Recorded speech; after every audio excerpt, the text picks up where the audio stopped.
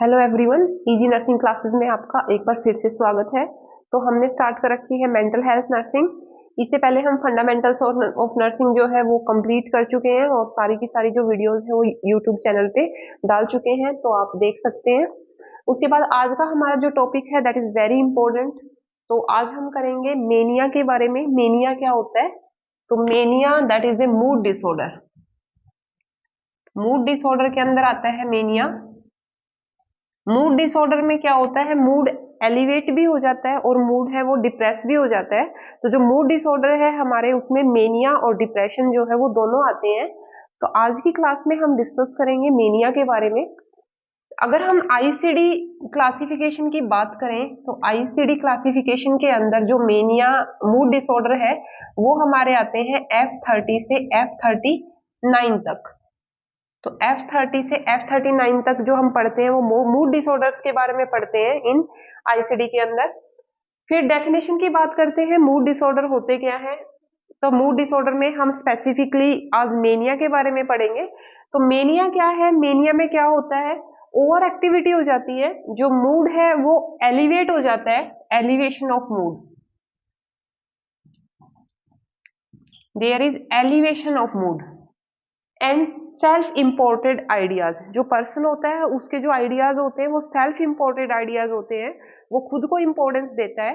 Psychomotor activity है वो increase हो जाती है और साथ में जो मूड है वो एलिवेट कर जाता है। तो that is called the mania. तो mania as a group of syndrome. तो ग्रुप ऑफ सिंड्रोम मेनिया जो होता है वो, अगर हम बात करें तो बहुत सारे क्लिनिकल फीचर्स होते हैं मेनिया के, तो इसलिए हम सिंड्रोम बोलते हैं। तो it is characterized by the over activity, elevation of mood, increase the psychomotor activity and the person giving self important ideas. खुद के ही आइडियाज को जो पर्सन है वो इंपॉर्टेंस देता है, तो that is called the mania. फिर हम बात करते हैं इटियोलॉजी की। तो इटियोलॉजी में क्या आता है, सबसे पहले न्यूरोट्रांसमीटर एंड स्ट्रक्चरल हाइपोथेसिस। न्यूरोस्ट्रक्चरल और न्यूरो ट्रांसमीटर और जो स्ट्रक्चरल हाइपोथेसिस है, इसमें क्या होता है, increase the level of neurotransmitter nor epinephrine and the dopamine. इन दोनों न्यूरोट्रांसमीटर का लेवल जो है वो इंक्रीज हो जाता है and there is decrease the level of serotonin. जो सीरोटोनिन होता है न्यूरोट्रांसमीटर, उसका लेवल डिक्रीज हो जाता है। और कुछ स्ट्रक्चरल एबनॉर्मेलिटीज होती है ब्रेन के अंदर, तो जिसकी वजह से जो मेनिया है वो हो सकता है।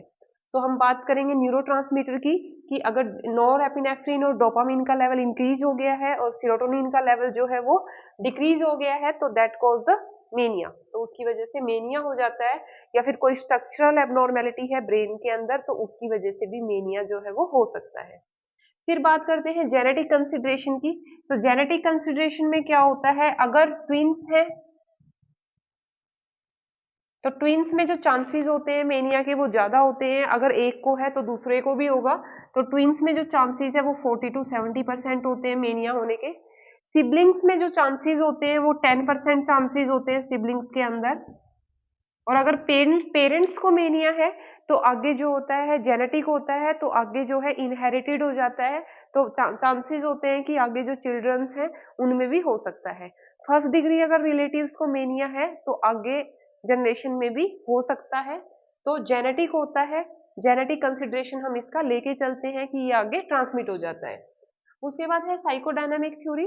साइकोडायनामिक थ्योरी के बारे में अगर हम बात करें तो साइकोडायनामिक थ्योरी कहती है कि अगर फैमिली के अंदर कोई डिसफंक्शन है अर्ली लाइफ के अंदर, अगर फैमिली से रिलेटेड कोई डिस्टरबेंस है पर्सन की लाइफ में, तो दैट में call mania in the later life. आगे चल के उसको मेनिया हो सकता है।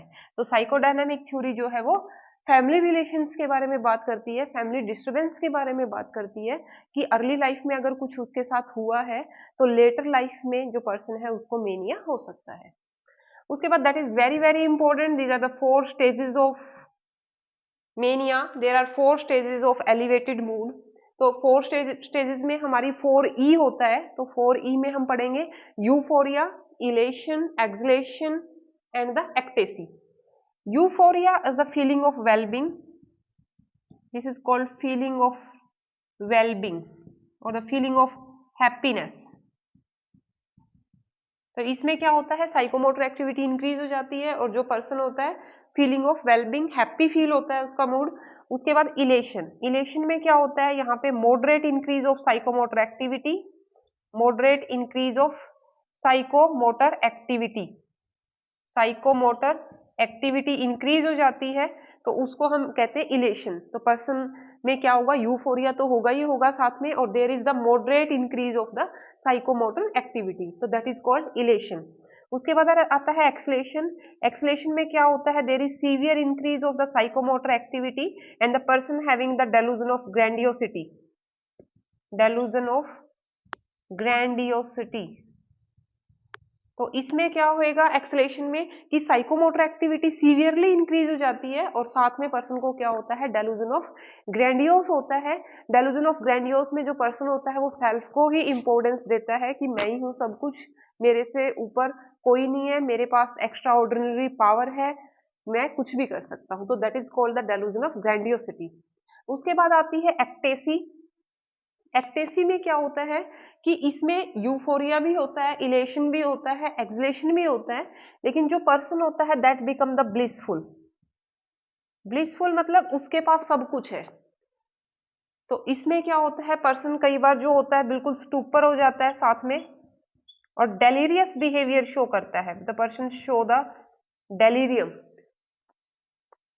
उसको फीलिंग आती है कि उसके पास सब कुछ है, उसने सब कुछ अचीव कर लिया है, तो यूफोरिया भी होता है, वैसे साइकोमोटर एक्टिविटी भी उसकी इंक्रीज होती है, but person having the feeling of blissful.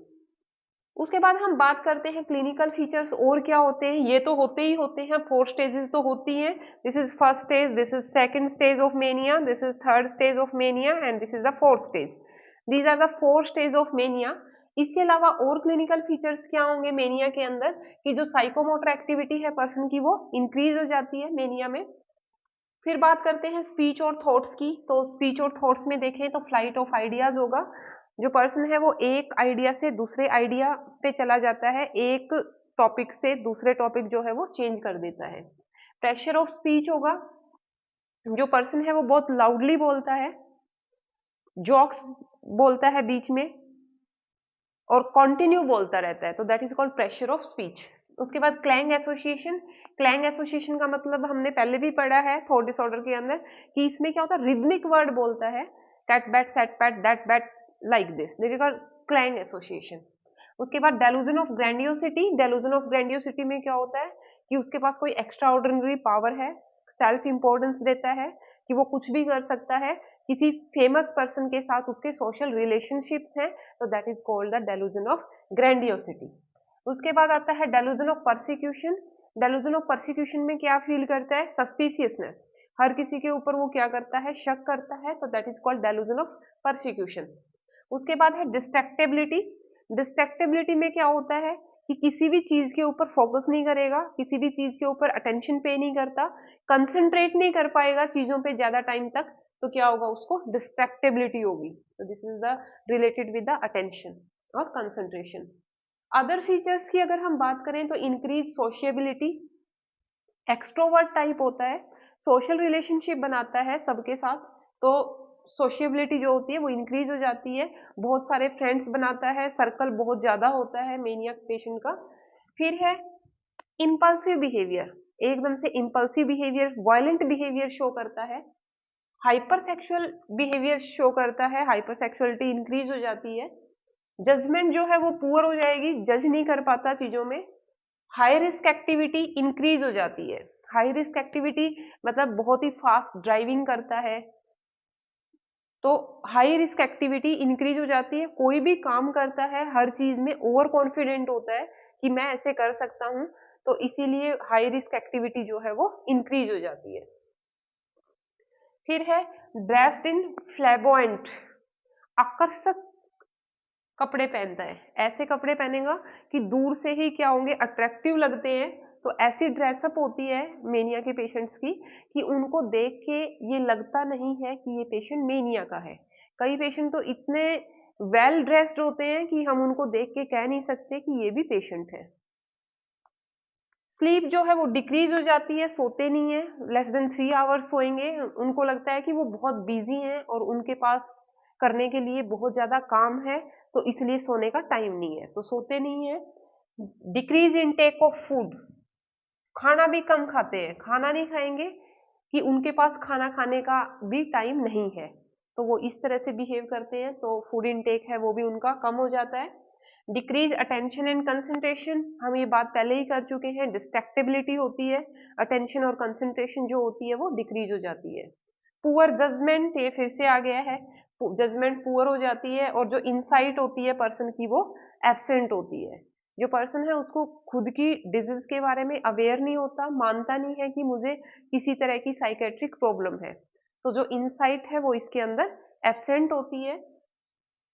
Mania के पेशेंट जो होते हैं वो सेल्फ केयर का कोई इश्यू नहीं आता, लेकिन कई बार जो होता है वो डिप्रेसिव एपिसोड आ जाता है, सीवियर मेनिया अगर हो जाता है तो उस केस में जो सेल्फ केयर है वो डिक्रीज हो जाती है। तो ये थे क्लिनिकल फीचर्स मेनिया के पेशेंट्स के, क्या क्या क्लिनिकल फीचर्स होंगे मेनिया के अंदर। उसके बाद हम बात करते हैं ट्रीटमेंट की।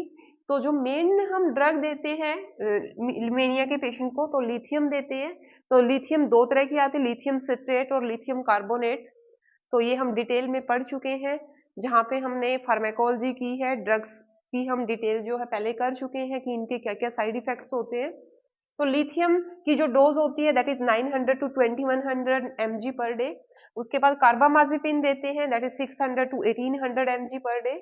इसके अलावा सोडियम वेल्पोरेट हम दे सकते हैं पेशेंट को, the dose is 600 to 2600 mg per day. उसके बाद कुछ पेशेंट्स जो है, अगर एक्साइटमेंट बहुत ज्यादा है पेशेंट की मेनिया के अंदर, तो ईसीटी जो है वो हमें देनी पड़ती है पेशेंट को, दैट इज इलेक्टिव कन्वल्जिव थेरेपी। तो पेशेंट को हमने इलेक्ट्रिक शॉक हमें देना पड़ता है, तो ईसीटी की क्लास भी हम डाल चुके हैं, तो वहां पे आप देख सकते हैं क्लास को। साइकोथेरेपी, साइकोथेरेपी में फैमिली थेरेपी देंगे, मैराइटल थेरेपी देंगे। इतना इफेक्ट नहीं होता साइकोथेरेपी का, लेकिन फिर भी हम पेशेंट्स को देते हैं। तो ये था हमारा मेनिया के बारे में। उसके बाद हमारी आती है नर्सिंग मैनेजमेंट की, हम केयर कैसे करेंगे, क्या इंटरवेंशंस हमने पेशेंट्स को देने हैं।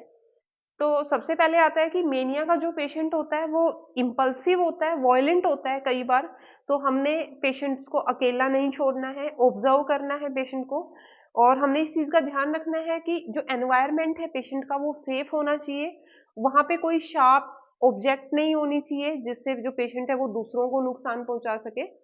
और हम जब भी पेशेंट से डील करेंगे तो हमने पहले पेशेंट को ऑब्जर्व करना है कि पेशेंट के पास कोई शार्प ऑब्जेक्ट तो नहीं है, तो इस चीज को हम कंफर्म करेंगे। फिर जो पेशेंट है, स्लीप जो है वो डिक्रीज हो जाती है पेशेंट की, तो एक काम एनवायरनमेंट प्रोवाइड करेंगे पेशेंट को, ताकि जो पेशेंट है वो सोच के जो एनवायरनमेंट है रिलैक्सिंग एनवायरनमेंट देंगे। उसके अलावा फूड इनटेक जो है ऐसे पेशेंट्स में डिक्रीज हो जाता है, तो उनकी जो न्यूट्रिशनल असेसमेंट है वो भी हमें करनी होती है, कि पेशेंट को हम high protein high calorie diet देंगे, हाई फाइबर डाइट देंगे, विटामिन और मिनरल सप्लीमेंट्स देंगे, पेशेंट को फ्लूइड ज़्यादा देंगे। तो पेशेंट का न्यूट्रिशनल स्टेटस का भी हमें ध्यान रखना है, क्योंकि ऐसे पेशेंट जो होते हैं वो जो फूड इनटेक है उनका रिड्यूस हो जाता है। ठीक है, इसके अलावा इंसाइट नहीं होती पेशेंट्स के अंदर, तो उस चीज के लिए हम क्या करेंगे, पेशेंट को ओरिएंट करवाएंगे चीजों से। उसके बाद है कि जो पेशेंट होते हैं मेनिया के, जो पेशेंट्स हैं उनमें क्या होता है, कई बार जो पेशेंट है वो क्या करते हैं, जैसे साइकोमोटर एक्टिविटी इंक्रीज हो जाती है पेशेंट्स की, तो हमने पेशेंट्स को ऐसी चीजों के अंदर लगाना है कि पेशेंट्स का जो है थॉट्स है वो डिस्ट्रैक्ट हो सके। जैसे कि पेशेंट को पेंटिंग के लिए दे दिया हमने, कुछ राइटिंग करने के लिए दे दिया, या कोई भी फिजिकल एक्टिविटी हमने पेशेंट से करवानी है, तो इस तरह की एक्टिविटीज में हम पेशेंट्स को लगाते हैं, ताकि उनकी जो साइकोमोटर एक्टिविटी इंक्रीज हो रखी है उनको हम एक पॉजिटिव मैनर में लगा सकें, एक एनर्जी को पॉजिटिवली हम उनकी एनर्जी को यूज कर सकें। तो जो इंटरवेंशंस हैं हमारे, वो सारे के सारे हमारे क्लिनिकल बेसिस पे ही हैं कि पेशेंट्स को क्या क्या सिम्टम्स आ रहे हैं। पेशेंट का डायग्नोज और असेसमेंट हम करेंगे, तो उसके लिए मिनी मेंटल स्टेटस एग्जामिनेशन हम करते होते हैं, और मेनिया के लिए कुछ स्केल्स बने हुए हैं, तो उन स्केल्स के थ्रू हम पेशेंट को डायग्नोज करते हैं। तो ये था हमारा मेनिया के बारे में। तो बहुत ही इम्पोर्टेंट डिसऑर्डर है, और अगर हम इसकी बात करें मेनिया की, तो 0.8 से 1% चांसेस जो होते हैं वो लाइफ में, हर किसी की लाइफ में मेनिया होने के चांसेस जो है वो होते हैं। मेडिसिन अगर पेशेंट को देते हैं तो प्रोग्नोसिस की बात करें, पेशेंट ठीक हो जाता है, लेकिन मेडिसिन छोड़ते हैं तो दोबारा से कई बार सिम्टम जो है वो फिर से रिलैप्स कर जाते हैं। ठीक है, तो ये था मेनिया के बारे में। तो क्लास को ज़्यादा से ज़्यादा लाइक कीजिए, सब्सक्राइब कीजिए। Thank you so much.